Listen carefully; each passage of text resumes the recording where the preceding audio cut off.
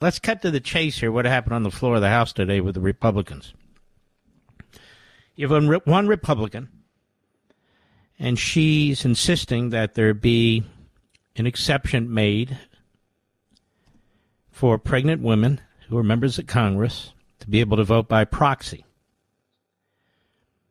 And this is the family way, she was explaining, and so forth and so on. And vast majority of Republicans said, no, we don't believe in voting by proxy. I mean, ladies and gentlemen, you can have voting by proxy for people who have terminal cancer, they're elected to the House, or have these terrible accidents and so forth and so on. I don't support voting by proxy. It's not something that was ever even discussed, let alone thought about, by the original members of the House or the Senate.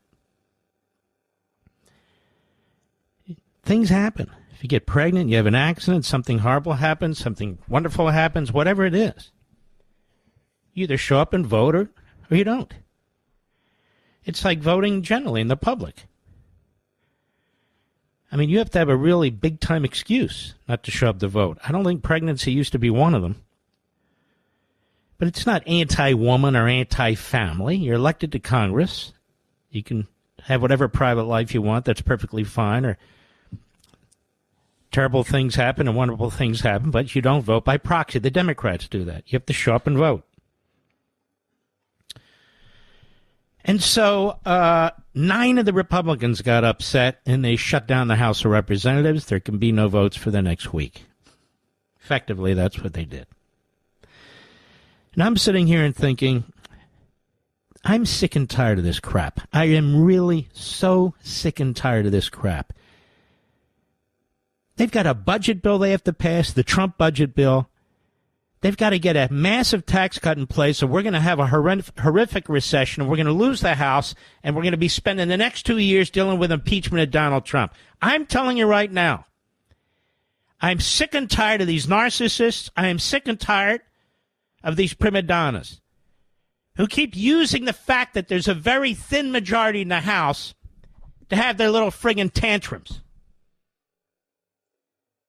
They're not going to get what they want. They don't have the votes. They couldn't persuade enough of their colleagues to get it. So you don't shut down the whole damn thing where the rest of the nation is sitting here wondering what the hell's going on with you people. We need the budget priorities. We need the money moving towards securing the border. We need to muscle up our defense. We need to slash the waste and the fraud, and there's a lot of it. Shut down the damn House of Representatives? And then there's the Senate. The House passes, by the narrowest of margins, because that's all they have, a budget that the president wanted, that we talked about. It's as good as you're going to get. There's really no growth in it. There's a change of priorities. And it goes to the Senate. What do? They're sitting on the damn thing because they don't like certain aspects of it. Well, what are you going to do? Send it back to the House where it can't pass because the majority's so thin? I mean, seriously, folks. If they don't get Trump's budget through, and if they don't get his tax cuts through, and they need to be massive, they need to be across the board to have an impact, we're going to have a hell of a recession right in the midterms. And they're going to take the House and maybe the Senate. And so all the great progress that's been made is going to be halted. Now that's the big picture. That's the reality. That's how it works. I'm sick and tired of these imbeciles. I really am. A handful every time. A handful every time. If their arguments are so important and so persuasive, why can't they get 50 members to vote with them? They never can. They can't get 50 out of 221. They can never get 50. I think the most they ever had was like 30. But whatever. These people had 9. And so they throw in with the Democrats. You can't have this constant blackmail, this constant threatening. We're a tiny, tiny minority. It's not even a normal minority. It's a tiny, tiny minority. become the tail that wags the dog. No. No. There's two priorities right now, and just two. Get that damn budget passed, and let's get those tax cuts in place, because if you don't get them in place, it's going to be too late. It takes time for tax cuts to have an impact. And I'm sick and tired of tax cuts will create debts. They never have. Spending creates debts and yearly deficits. What's the difference between government spending and cutting taxes for the private sector? I'll tell you what the difference is. The government prints money, which creates inflation. The private sector doesn't print money. If the private sector, you, me, and the rest of us, can keep more of our money, it's our money. It's the private sector money. We're not printing anything. The money is used for capital investment. It's used for R&D. It's used to raise salaries, to expand businesses. It's used to invest so you can borrow money at a lower rate for a home or a car or whatever you want. Tax cuts in the private sector have nothing to do with massive government spending, where they print money and they dole it out, regardless of economic conditions or outcomes. Either you believe in market capitalism or you believe in central government socialism. There's a distinction between the two. I know the media try and create an ambiguity. I know people on TV going, oh, those tax cuts will create massive deficits. No, they don't. Even during Reagan, if you look back, the tax cuts didn't create deficits or a debt.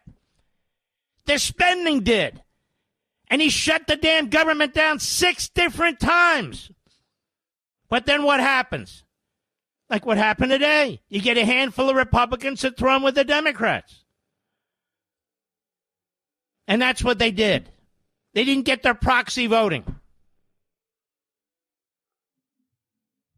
I've had enough of this. I've had a hell of enough of this. It can't just be the president through executive orders. Those executive orders can be reversed within the first 15 seconds of a Democrat president.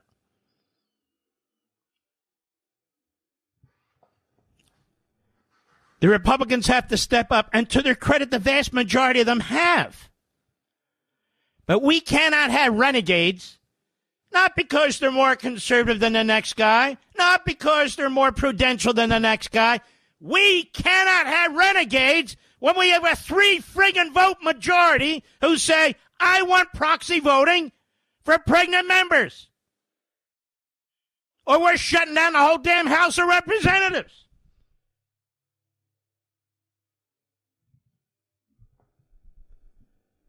They sound like leftists. Gee, what did we do before in the entire history of our country? Or at least when we had women in the House and the Senate, what did they do? You know, I remember my grandmother. I remember my mother. My wife. They all got pregnant. My grandmother, they were so poor. She ran a pub in Philadelphia. That's what she did. She leased it and ran it. My mother and my father, dirt poor, in a ground apartment in North Philadelphia, started their own small business, a nursery school. She had a teacher's degree and a day camp during the summer. They did everything with their hands. They never stopped working, and they raised 3 rambunctious boys. They asked for nothing.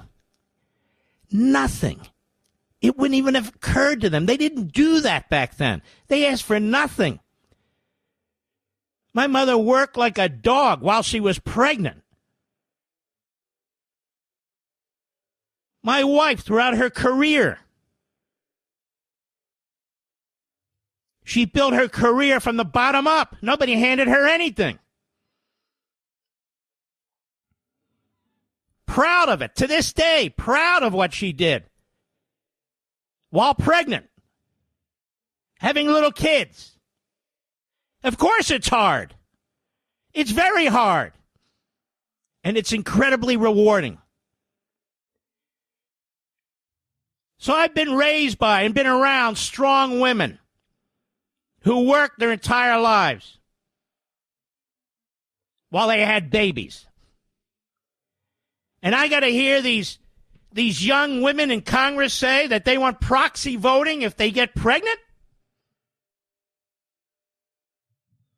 Is that how it works, ladies and gentlemen, where you live? Is that how it goes? If you have a small business or you work for a small business or if you have a bodega or something like that and you get pregnant, hey, over here, I want a government check. I want proxy that. No! You'll starve to death.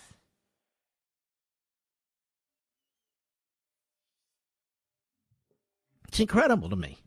And so we'll shut the friggin' House of Representatives down. They have a temporary majority. Who the hell knows what's going to happen in the next election? You think the Democrats waste time? They never waste time. Here we are, fighting over this, when they ought to be doing something more productive. Donald Trump is 78. He acts like he's 48. Day in and day out, he's doing things. Day in and day out. Is it too much to ask these 9 Republicans and all the rest of them to get off their ass and do something? Is it too much to ask the Republicans in the Senate, get off your ass, get that bill in the House passed, get it on Trump's desk and sign the damn thing? Is it too much to ask to get that tax cut through and to do it now? Do it now. No, it's not too much to ask. My God.